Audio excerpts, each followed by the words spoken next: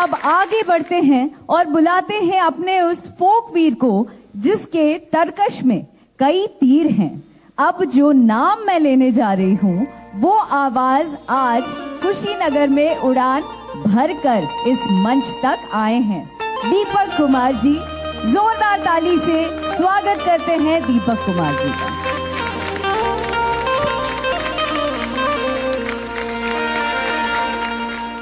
अरे बदल गई दुनिया हमारे बाबूजी, अरे बदल गई दुनिया, अरे बदल गई दुनिया, बदल गई दुनिया।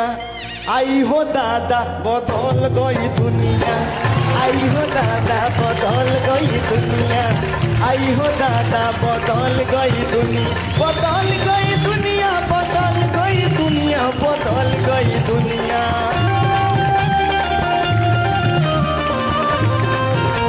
बदल गई दुनिया, बदल गई दुनिया, बदल गई दुनिया।